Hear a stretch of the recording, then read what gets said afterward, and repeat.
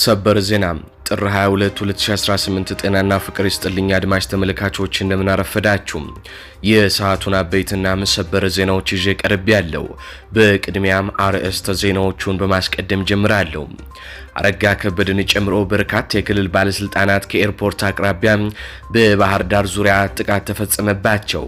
በፋኖ ጥቃት የአማራ ክልል ምክር ቤት አባሉ እንዲሁም የምዕራብ ጎጃም ሰላምና ጸጥታ ቢሮ ኃላፊ የአረጋ ከበደ ካቢኔ መገደሉ ሲነገር ሌሎች የክልሉ መካከለኛ አመራሮችም ተገድለዋል። ፋኖ በአርፒጂና በሞርተር በፈጸመው ጥቃት የአረጋ ከበደ አመራሮች ተሸኝተዋል። ዝርዝር ዘገባ ይዘንበታል። ወዲህ ደግሞ በተመሳሳይ በወሎም በላስታ በባለስልጣናት ላይ በመዝናኛ ክበብ በተወረወረ ቦምብ ባለስልጣናት ሲቆስሉ አንድ ከፍተኛ ወታደራዊ አዛዥ ህይወቱ አልፏል። ዝርዝር ዘገባም አሰናድተናል። በሌላ በኩል በወልቃይትና ዙሪያው የሚደረጉ ውጊያዎች ሲቀጥሉ የአብይ አህመድ ወታደር ወደ ኋላ ሲፈረጥጥ የኮሎኔል ደመቀ ዘውዱ ጦር ብቻውን እየተጋፈጠ መሆኑ ተነግሯል። ህወሓት አዳዲስ ስፍራዎችን መቆጣጠሯ ሲነገር በአፋር በኩልም አዲስ የጦር ግንባር ፈጥራለች ተብሏል። መቀሌ ህዝቡ ተጨንቋል። ዝርዝር ከቦታው ይዘናል። እንዲሁ በራያ በኩል የአብይ አህመድ አገዛዝ ዳግም የፈሪ ሩጫውን ተያይዞታል። ይዳሰሳል። ሰላም ጤና ይስጥልኝ አድማጭ ተመልካቾች እንደምን ቆያችሁ። ከላይ በአርዕስተ ዜና ያደመጣችሁትን መረጃዎች ወደ እናንተ ላደርስ እዚህ ተገኝቻለሁ። የህዝባዊ ትግሉን የምትደግፉ እንዲሁም ሀገር ወዳድ ሆናችሁ አድማጭ ተመልካቾች ቪዲዮን ላይክ፣ ቻናሉን ሰብስክራይብ አድርጋችሁ የደወል ምልክቱን ታበሩ ዘንድ እንጠይቃለን። እንዲሁም በኮሜንት ድል ለህዝብ ልጆች ድል ለጀግኖቹም እያላችሁ ለህዝቡ ሲሉ ጫካ የገቡትን ታጋዮች ታበረታቱ ዘንድ እየጠየቅናችሁ በቀጥታ ወደ መረጃዎች ያለፍኩኝ። እስከ ፍጻሜው ድረስ አብራችሁኝ ቆዩ። ቀዳሚ ወዳደረኩት ዘገባ አልፋለሁ። በቅድሚያም ከሰሜኑ የኢትዮጵያ ክፍል ወደ ተሰሙ የጦር ግንባር መረጃዎች አልፋለሁ። ህወሓት በአፋር ክልልም የጦር ግንባር መክፈቱ ተነገረም። የጠለምት የአፋርና የትግራይ ወቅታዊ ሁኔታዎችን የሚያሳይ መረጃ ዝርዝር ይዘናል። እሱን በቅድሚያ በምስራቅ ጠለምት ወረዳ ደገብራይ ቀበሌ ዛሬም ውጊያ የቀጠለ ሲሆን በህወሓት ታጣቂዎች ላይ የሞትና የመቁሰል ጉዳት እንደደረሰባቸው ተነግሯል። በዚህ ግንባር የአማራ ኃይሎች ከፍተኛ ድል እየተቀናጁ መሆናቸው ሲነገር ህወሓት ተጨማሪ ኃይል እያስገባ መሆኑም ተነግሯል። በሌሎች አቅጣጫዎች ደግሞ የህወሓት ታጣቂዎች ወደ ዲላምባና ምንጫር ቀበሌዎች መግባታቸው ሲነገር በእነዚህ አካባቢዎች ድል የቀናቸው የህወሓት ኃይሎች ከተማዎቹንም መቆጣጠራቸው ተነግሯል። በዚህ በደብረ ገባይ ቀበሌም ዋዜቦ መሰላሰል ሚካኤል ተብሎ በሚጠራ አካባቢ ተመሳሳይ ውጊያ ለመክፈት ዝግጅት እየተደረገ መሆኑንም መረጃዎች ደርሰውናል። ትላንት በዋልድባ አቅጣጫ የህወሓት ታጣቂዎች ከእንሳይና ቡያ ወንዝ አካባቢዎች በመንቀሳቀስ ጺዳ፣ ቀራኒና ሚዝከር የተባሉ ቀበሌዎችን ለመቆጣጠር ሙከራም አድርገዋል። የህወሓት ኃይሎች በአማራ ክልል ብቻ ሳይሆን በትላንትናው ዕለት በአፋር በኩልም አዲስ ጦርነት መክፈታቸውም ተነግሯል። ትላንት 8 ሰዓት ከ20 ላይ የህወሓት ኃይሎች ከራያ መሆኒ በመነሳት ወደ አፋር ክልል መጋሌ ወረዳ ቶንሳ ቀበሌ የከባድ መሳሪያ ድብደባ ፈጽመዋል። በትግራይ የተለያዩ አካባቢዎች መጠነ ሰፊ ጦርነት ሊቀሰቀስ ይችላል የሚለው ስጋት በከፍተኛ ሁኔታ በመጨመሩም በርካታ ሰዎች ጥሬ ገንዘብ ለማውጣት ወደ ባንኮች በመትመም ባንክ ቤቶችን በከፍተኛ ሁኔታ ማጨናነቃቸውንም ሚዲያችን ከቦታው አረጋግጧል። በምስሉ ላይ እንደምትመለከቱትም የትግራይ ክልል ባንኮች እንደዚህ በህዝብ ተጨናንቀዋል። በትግራይ ክልል የሚገኙ ባንኮች ለደንበኞቻቸው ከ2000 ብር በላይ ገንዘብ አንሰጥም እያሉም ይገኛሉ። እቺን 2000 ብርንም ለማውጣት ደግሞ ከፍተኛ ሰልፍ እንዳለ ነው የነዋሪዎች ቅሬታም እየደረሰን ያለው። የትግራይ ህዝብ በከፍተኛ ጭንቀት ውስጥ እንዳለ መረጃው የደረሰን ሲሆን የትግራይ ወጣቶችም ወደ ጦር ግንባር እየተባሉ መሆናቸውን አንዳንድ መረጃዎች ይጠቁማሉ። በዚህ ሰዓት ጠለምት ወረዳም ደገበራይ ቀበሌም ውጊያ እንዳለም አረጋግጠናል። በዚህ ወቅት የህወሓት ጦር ደላምባ ቀበሌም ልዩ ስሙ ስራር ምጭራ ቀበሌም ልዩ ስሙ 30 ጉላና ስልባጣ ጨቆርስ ቤተክርስቲያንን፣ ደገብራይ ቀበሌ ልዩ ስሙ ዋዘቦ መሰላል ሚካኤልን ተቆጣጥሮ እንደሚገኝም የሚዲያችን ምንጮች አስረድተዋል። በተጨማሪም በትላንትናው ዕለት ዋልድባ በኩል ከእንስይና ቡይ ወንዝ አካባቢም ጻድ ቀርኒና መስክር የተባሉ ቀበሌዎችን ለመቆጣጠር መንቀሳቀሳቸው የታወቀ ቢሆንም እንዳልተሳካላቸው ነው የተገለጸልን። በዚህ ሰዓት ህወሓት በዋጅራት አካባቢ ያለውን ኃይሉን በማንቀሳቀስ በከባድ መሳሪያ ተኩስ ከፍቷል። በአካባቢ የሚገኘው የአብይ አህመድ ወታደሮች ራሳቸውን ለማዳን እግረ እግሬ አውጭኝ እያሉ እንደሚገኙ ነው የተገለጠው። የህወሓት ታጣቂዎች ከተቆጣጠራቸው ስፍራዎች ደግሞ ህዝቡም እየሸሸ ነው። የኢትዮጵያ መከላከያ ሰራዊት ተብየውና የፌዴራል ኃይሎች ካላማጣና ኮረም ከተሞች መውጣታቸው እየተዘገበ ባለበት በዚህ ወቅት ነዋሪዎችም ለደህንነታቸው በመስጋት እየሸሹ መሆናቸውን ለቢቢሲ ገልጸዋል። ግጭት ይቀሰቀሳል በሚልና ታጣቂዎች የሚወስዱት እርምጃ ስጋት ፈጥሮብናል ያሉ ነዋሪዎች ወደ አጎራባች አካባቢዎች በመጓዝ ላይ መሆናቸውን ነዋሪዎች ተናግረዋል። በጠለምትና በወልቃይት ዙሪያ እየተደረጉ ባሉ ውጊያዎች የመከላከያ ሰራዊቱ እየፈረጠጠ ሲሆን በብቸኝነት የኮሎኔል ደመቀ ዘውዱ የተከዜ ዘብ ከባድ ውጊያ እያደረገ ከህወሓት ኃይሎች ጋር እየተፋጠጠም ይገኛል። ከዚህ ጋር በተያያዘ ሚዲያችን በተደጋጋሚ ውጊያው ከመጀመሩ ከአንድ ወር ገደማ በፊት ውጊያው ሊጀመር ነው፣ የኮሎኔል ደመቀ ዘውዱም ጦር በአብይ አህመድ ሊከዳ ነው፣ ስለዚህ ከወዲሁ የኮሎኔል ደመቀ ዘውዱ አስተዳደር ከፋኖ ኃይሎች ጋር እንዲወግን በሚል ሚዲያችን ተደጋጋሚ ዘገባዎችን ሰርታለች። ከዚህ ጋር በተያያዘ እያንዳንዱ የተናገርናቸው ነገሮች አሁን እየተፈጠሩ ይገኛሉ። ከወልቃይት በተጨማሪም በሌሎች አካባቢዎች የብልጽግና ኃይል ስልታዊ ማፈግፈግ የሚላትን ጨዋታ ጀምረዋል። የብልጽግና መከላከያ ሰራዊት ስልታዊ ማፈግፈግ በሚል ስም አላማጣንና ኮረምን ዙሪያውን ለቆ በመሸሽ ላይ ይገኛል። አላማጣና ኮረም ዙሪያ የነበረው የሪፐብሊካን ጋርድና የኮማንዶ ክፍለ ጦር እንዲሁም መደበኛ ሰራዊቱን ጨምሮ የፌዴራል ፖሊስ አባላት በትላንትናው ዕለት ምሽት ጀምሮ ጨርቄን ማቄን ሳይሉም አካባቢውን ለቀው በምሽት ወደ ቆቦ ከተማ መግባታቸውን የሚዲያችን የምስራቅ አማራ ቀጠና ዘጋቢዎች ለማረጋገጥ ችለዋል። ብልጽግና ከዚህ ቀደም ከ2013 ዓ.ም ጀምሮ እስከ 2015 ዓ.ም መጀመሪያዎቹ ወራት ድረስ ከህወሓት ጋር ባደረገው ጦርነት የአማራ ክልልን የውጊያ ሜዳው በማድረግ በስልታዊ ማፈግፈግ ስም ህዝቡን ማስጨረሱና ክልሉን ማውደሙ አይዘነጋም። ከፋኖ ጋር በሚደረገው ውጊያም የፋኖን ክንድ መቋቋም ሲያቅተው ከሚፈጽማቸው የዘፈቀደ ጥቃቶች የተረፉ ንጹሃኖችን ለመጨረስ ዛሬም ስልታዊ ማፈግፈግ የሚላትን ካርድ በድጋሚ መዟታል። ብልጽግና በዛኔው የሰሜኑ ጦርነት ከህወሓት ጋር ባደረገው ጦርነት ከባባድ መሳሪያዎችን ተተኳሽና ነዳጅ ካፍስ ከገደፋቸው እንደሞሉ ጥሎ በመሸሽ ስልታዊ ማፈግፈግ በሚል በአማራ ህዝብ ላይ በሚሳለቅበት ወቅት የአማራ ፋኖና የአማራ ልዩ ኃይል እንዲሁም በቀድሞ የአማራ አድማ ብተናና ሚሊሻ ኃይሎች ባደረጉት ብርቱ ተጋድሎ ህዝባቸውን ነጻ አውጥተው ነበር። በእርግጥ የኋላ በስልታዊ ማፈግፈግ ስም በአማራ ህዝብ ላይ እየተፈጸመ ያለው የክህደት ደባም የገባቸው ሀገር ወዳድ የመከላከያ ሰራዊት አባላትና ከአማራ ህዝብ ጎን ቆመው ውድ ህይወታቸውን ያለስስት እስከ መስጠት የደረሱ መስዋዕትነት በመክፈል ታሪክ የማይዘነጋው ታላቅ ተጋድሎም ያደረጉም አሉ። በወቅቱ በአማራ ህዝብ ላይ በስልታዊ ማፈግፈግ ስም እየተሰራ ያለውን ደባ ያጋለጡ ለአብነትም ስልታዊ ማፈግፈግ እስከምን ድረስ ነው በሚል የሞገተው ጋዜጠኛ ጎበዜ ሲሳይ ዘገየን ጨምሮ ሌሎች የማህበረሰብ አንቂዎች ከስራ ከመባረር ጀምሮ እስከ እስርና ድብደባ ድረስ ግፍም ተፈጽሞባቸዋል። ገዢው ብልጽግና ቡድን በስልታዊ ማፈግፈግ ስም ከትግራይ ክልል ጀምሮ በአማራ ክልል ከራያ እስከ ወልዲያ ደሴ እንዲሁም እስከ ሸዋ ጣርማ በር ድረስ በማፈግፈግ የጦር ሜዳው አማራ ክልል ላይ አድርጎም የአማራ ህዝብ እንዲጨፈጨፍ ክልሉ እንዲወድምም አድርጎ እንደነበር ይታወሳል። ብልጽግና አሁንም ይህንን ስልት እየተከተለ ነው። ብልጽግና ይችን ያረጀች የፈጀች ስልታዊ ማፈግፈግ ብሎ የሚጠራትን ጨዋታ ዛሬም ለመጫወት በራያ ግንባር አሃዱ ብሎ ጀምሯል። አገዛዙ ከዚህ ቀደም በኮረም ዙሪያና በአላማጣ አስፍሯቸው የነበሩ ከፌዴራል ፖሊስና ሪፐብሊካን ጋርድ አየር ወለድ ኮማንዶ ክፍለ ጦሮች እንዲሁም መደበኛ እግረኛ ሰራዊቱን ከነሜካናይዝድ ክፍሉ በትላንትናው ዕለት ምሽት ጀምሮ ጓዙን ጠቅልሎ ድንገት ሹልክ ብሎ መውጣቱን ጣቢያችን አረጋግጧል። በአሁኑ ሰዓት ቆቦ ከተማ ከአላማጣና ኮረም ሸሽተው በመጡ ወታደሮችና ሜካናይዝድ መሳሪያዎች ተጥለቅልቃለች ሲሉም የአይን እማኞች ገልጸዋል።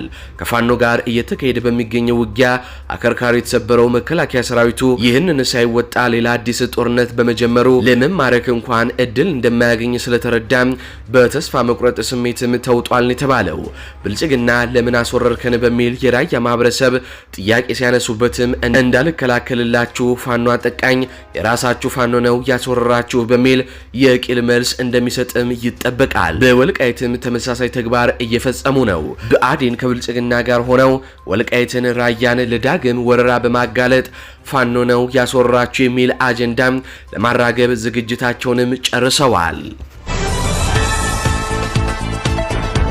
በቀጥታ ከአማራ ክልል በፋኖ ኃይሎችና በአገዛዙ ወታደሮች መካከል ወደሚደረጉ ውጊያዎች እናልፋለን።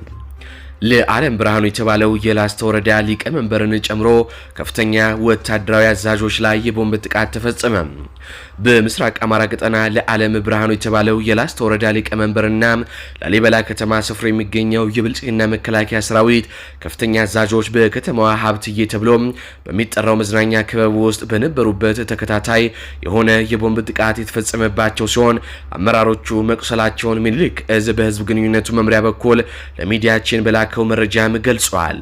የወረዳው አስተዳዳሪን ጨምሮ ወታደራዊ አዛዦች ላይ የቦምብ ጥቃቱ የተፈጸመው ትላንትና ሲሆን ከምሽቱ 4 ሰዓት ተኩል ገደማ በከተማዋ ለውዝ መገንጠያ ተብሎ በሚጠራው አካባቢ ሀብትዬ የመዝናኛ ካፌ ውስጥ እንዳሉ ነው ተብሏል።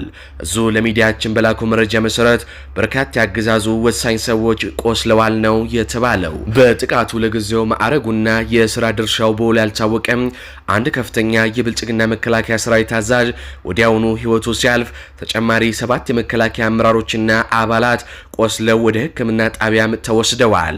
ክፉኛ ከቆሰሉት መካከል የላስታ ወረዳ ዋና አስተዳዳሪው አቶ ለዓለም ብርሃኑ እንደሚገኙበት የተጠቀሰ ሲሆን አስተዳዳሪው ደረቱና ጀርባው በመመታቱም ራሱን ስቶ በቅዱስ ላሊበላ ሆስፒታል ህይወቱን ለማትረፍ ከፍተኛ ርብርብ እየተደረገለትም ይገኛል ነው የተባለው። ወደ ጎጃም አልፋለሁ። በምዕራብ አማራ ቀጠና ፋኖ በፈጸመው የደፈጣ ጥቃት ከ30 በላይ የአገዛዙ ወታደሮች ሙትና ቁስለኛ ተደረጉ።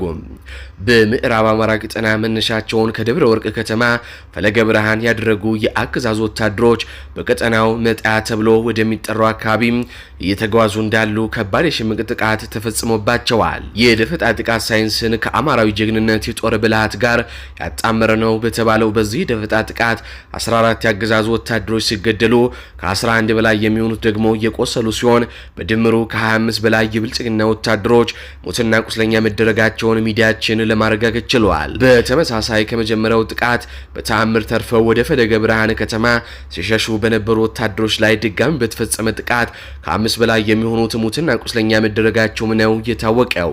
በብልጽግና ላይ ጠንካራ የደፈጣ እርምጃ በመውሰድ ድል የተቀዳጁት በአፋብኃኝ ቴዎድሮስ እዝ 201ኛ ኮር ስር ከ74ኛ ክፍለ ጦር የተወጣጡ የፋኖ አባላት መሆናቸውም ተገልጿል። ይህ በእንዲህ እንዳለም በባህር ዳር ዙሪያ የምዕራብ አማራ ቀጠና ፋኖች ታሪክ ሰርተዋል። በባህር ዳር ዙሪያ መሿለኪያ ላይ በአረጋ ከበደና በአረጋ ከበደ ካቢኔዎች ላይ ጥቃት ሲፈጸም አንድ ከፍተኛ ባለስልጣን መገደሉም ተረጋግጧል።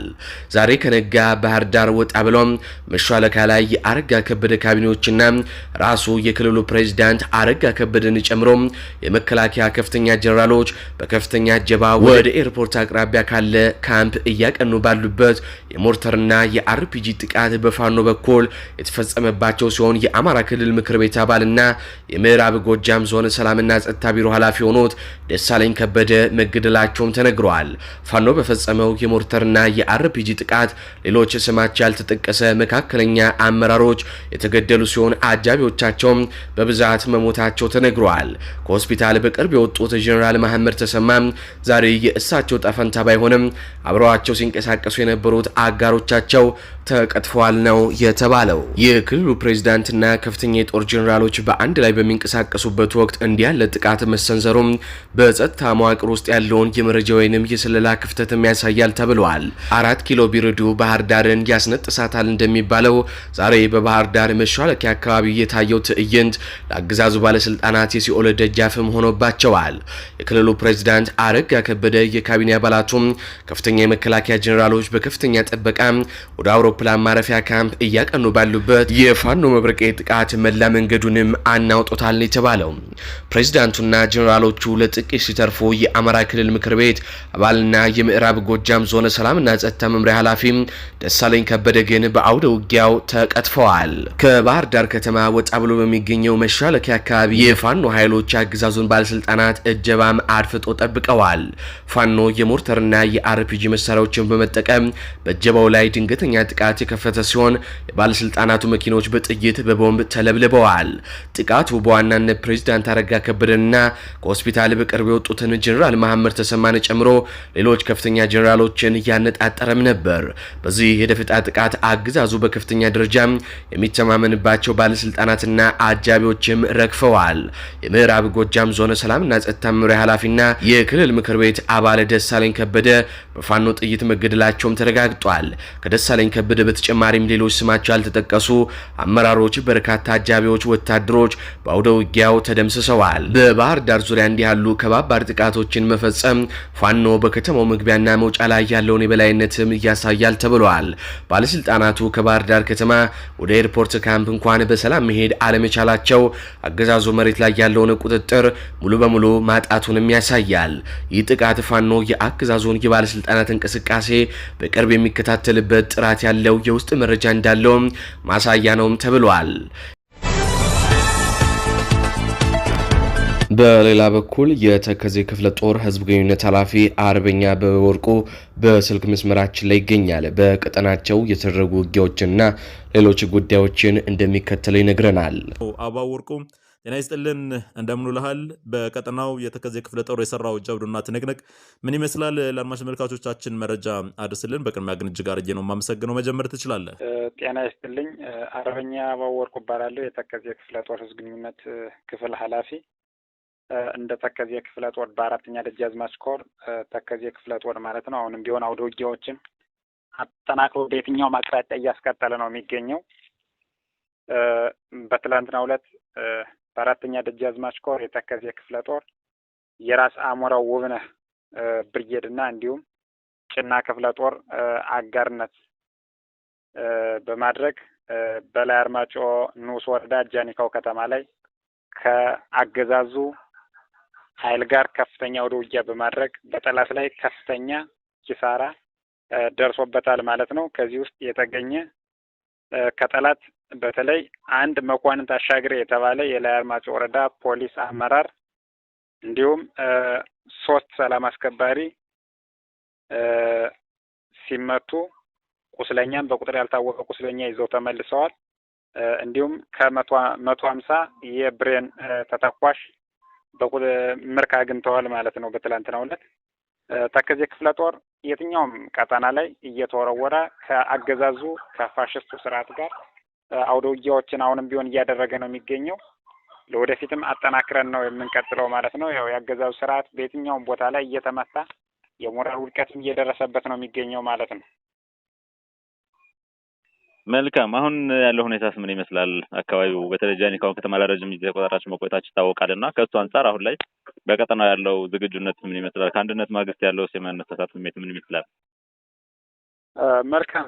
እንግዲህ ጃኒካው ከተማ ማለት በላይ አርማጭሆ ወረዳ የምትገኝ የትክል ድንጋይ ንዑስ ወረዳ ናት። ያንን ለረጅም ጊዜ የፋኖ ኃይላችን ነው ህዝቡን እያስተዳደረ የሚገኘው። በተለይ ይታወቃል መንግስት የተለያየ የውሸት ወይም የሐሰት ትርክት በመንዛት ብሔሮችን ለማጋጨት እንኳን ቢሞክርም እስካሁን ድረስ አልተሳካለትም። ያው እንደ አማራ ፋኖ ማለት ነው በተለያዩ ብሔሮች ገብተን የአስተዳደር ብቃታችን በማሳየት ህዝቡ ተቀብሎን እያስተዳደር ነው እንገኛለን። ነገር ግን በዚህ የተበሳጨው ያገዛዙ ስርዓት ያለ የሌለ ኃይሉን አሟጦ ትላንት ወደ ጃኒካው ለመምጣት ሞክሮ ነበር።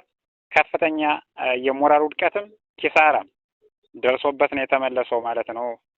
ህዝቡም በደስታ እኛን የተቀበለበት ምክንያት ነው ያለ ማለት ነው። አሁን ላይ ጠላት ያው የሞራል ውድቀት ደርሶበት ነው የተመለሰ። ተመቶም ተተኳሽም ተማርኮ ምን የተመለሰበት ትላንትናው ዕለት። አሁንም እስከዚህ ሰዓት የኛ ኃይል ይገኛል። የጠላት አስከሬንም እስካሁን ማንሳትም አልተቻለም።